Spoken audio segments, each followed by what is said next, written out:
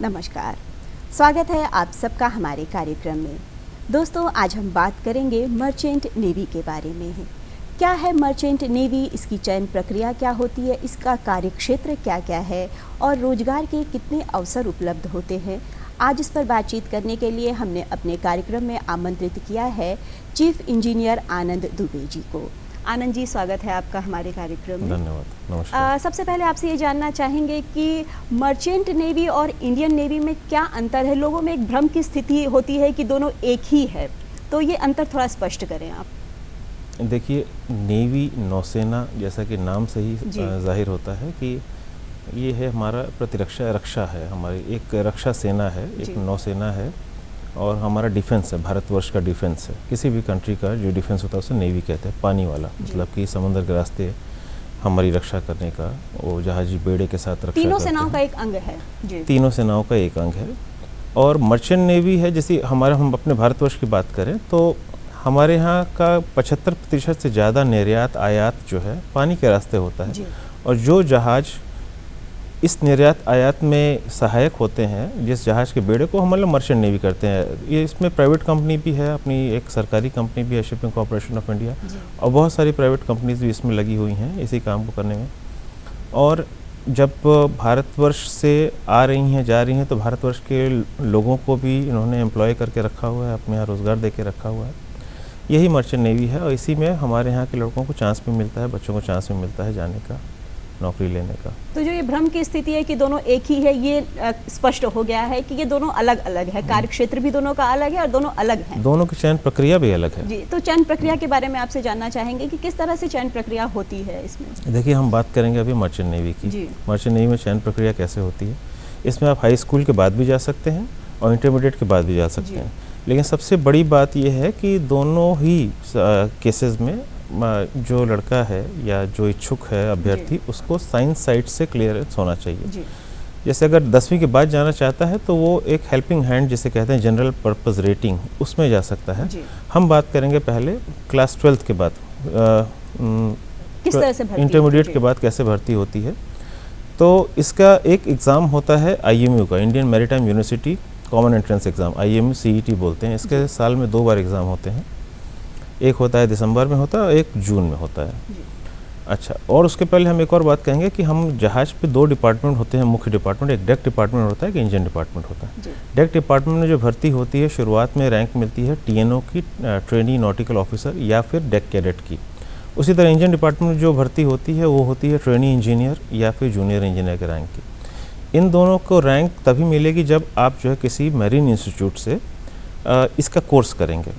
Course जैसे deck department में आपको जाना है तो 2 तरीके उसके भी हैं। 1 साल का एक कोर्स होता है diploma in nautical science, DNS course बोलते हैं, उसका 1 साल का कोर्स होता है। और दूसरा कोर्स होता है BSc नॉटिकल साइंस, जो कि 3 साल का कोर्स होता है। ये कोर्स सस्ते नहीं हैं, इसमें महंगे कोर्सेज हैं। जैसे डिप्लोमा इन नॉटिकल साइंस में अप्रॉक्सीमेटली करीब 3 लाख रुपए की फ़ीस है 1 साल की, और उसी तरह BSc नॉटिकल साइंस में करीब समझ लीजिए कि उसी हिसाब से जोड़ें तो 12 से 14 लाख रुपए की फीस लग जाती है 3 साल की। और इंजन डिपार्टमेंट में होता है BSc या BTech marine, sorry not mechanical, marine engineering होता है। इसमें भी करीब इसी के लमसम करीब 14-15 लाख की फ़ीस हो जाती है 4 साल की। इन कोर्सेज़ को करने के बाद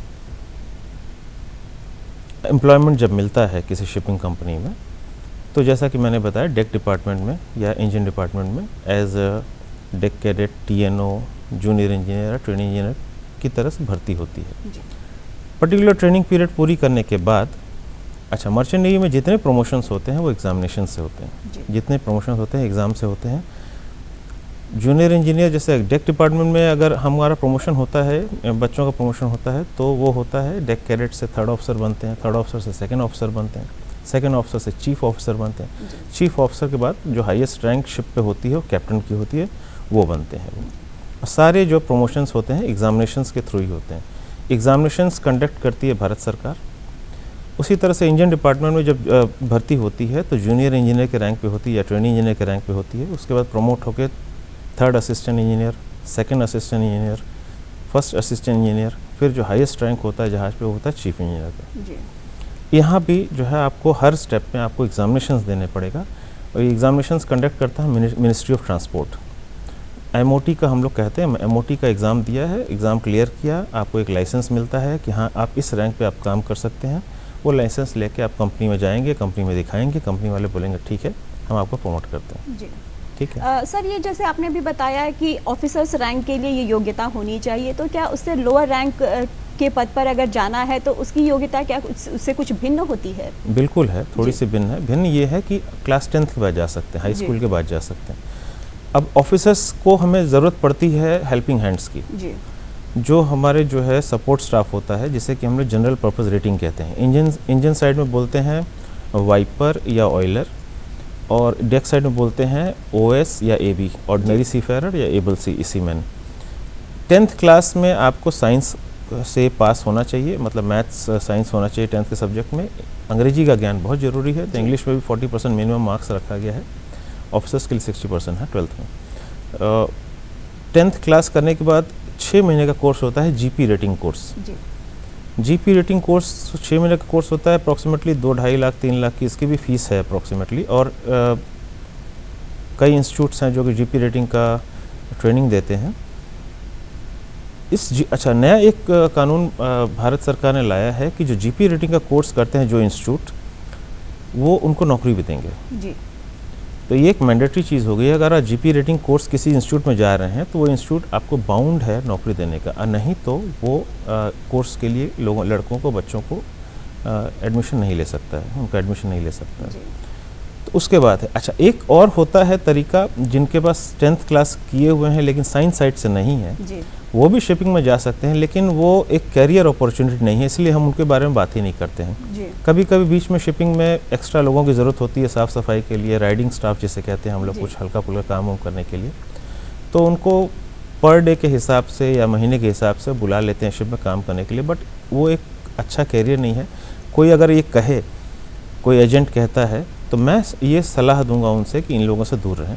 बोलेंगे साइंस साइड नहीं है तो शिपिंग में आपका कैरियर नहीं है। मैं एक बार सीधे सीधे कहूँगा ये बात। जी आनंद जी, जैसा कि अभी आपने बताया कि इसका जो चयन प्रक्रिया है और रोजगार के बहुत सारे अवसर उपलब्ध हैं मर्चेंट नेवी में।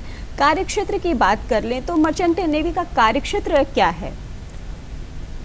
अगर अंग्रेजी में कहें तो स्काई इज़ द लिमिट। जी इसका कार्यक्षेत्र वर्ल्ड वाइड होता है। जी कुछ शिप्स होते हैं जो कि खाली कोस्टल होते हैं, जो कि जैसे भारतवर्ष की बात करें तो हम एक पोर्ट से दूसरे पोर्ट तक सामान पहुंचाते हैं, विदेश में नहीं जाते हैं। लेकिन अधिकतर जहाज, जिसे फॉरेन गोइंग शिप्स कहते हैं, विदेशगामी यात्रा में जाते हैं, हर कंट्री में जाते हैं। यहाँ से कुछ भी हम निर्यात करते हैं, किसी ने कारपेट निर्यात किया, किसी ने कुछ निर्यात किया, किसी ने स्टील निर्यात किया, वो निर्यातक जहाँ बैठा होगा, जहाँ जिसको सामान भेजना होगा, उस शिप को वहाँ लेके जाना ही पड़ेगा। जी तो उसी के साथ साथ जो इसके शिप का स्टाफ है, जहाज का स्टाफ है, जो चला रहा है, चालक दल का सदस्य जिसे कहते हैं, वो भी जाएगा ही जाएगा। तो इसका क्षेत्र की कोई लिमिट नहीं है। दुनिया में जितने देश हैं जो समुद्र से लगे हुए हैं, वहाँ जा सकता है ये। जी आनंद जी, जो न्यू जनरेशन है हमारी, क्या उनसे कहना चाहेंगे कि वो ठगी से बचें और सही दिशा में जाएं? DG शिपिंग जो है, डायरेक्टर जनरल ऑफ शिपिंग जिसे कहते हैं, इन्होंने कई ऐसे स्टेप्स लेके रखे हुए हैं जो कि इस तरह की ठगी से बच्चों को बचा सकते हैं। बाज़ार में इस समय बहुत सारे जो हैं एजेंट भरे हुए हैं, जो कि आपको एक तरह से सपना दिखाएंगे कि आप हमारे साथ आइए, हम आपको 10 लाख दिला देंगे, 20 लाख दिला देंगे, 25 लाख दिला देंगे, मगर उनको बोलने में कुछ जाता नहीं है, और बच्चे इसी से भ्रमित होकर उनके चंगुल में फंस जाते हैं। अगर आपको मर्चेंट नेवी में एडमिशन लेना है, मर्चेंट नेवी में भर्ती है, करियर बनाना है, तो DG शिपिंग की वेबसाइट पे जाइए। Director general of shipping Google से खोजेंगे, बहुत आराम से मिल जाती है। उसमें पूरी एक लिस्ट दी हुई है जो अप्रूव्ड कॉलेजेस हैं, अप्रूव्ड कॉलेजेस की लिस्ट दी हुई है, उसमें आप जाइए और एडमिशन लीजिए। उसके अलावा कोई भी किसी कॉलेज में एडमिशन के नाम पे कोई पैसा से लेना चाहता है, तो मैं तो कहूँगा उनकी रिपोर्ट पुलिस से करिए। बिल्कुल डरिए मत। DG शिपिंग भी ने भी अपनी हेल्पलाइंस वगैरह कुछ रखी हुई, जो कि आपको इंटरनेट पर मिल जाएगी। अगर ऐसा एजेंट कोई मिलता है तो आप उनसे कांटेक्ट करिए, उनके बारे में शिकायत करिए उनको कि ऐसे ये आदमी है और ये जो है आपसे पैसे ऐंठने की कोशिश कर रहा है DG शिपिंग में नौकरी दिलाने के नाम पे, ट्रेनिंग दिलाने के नाम पे।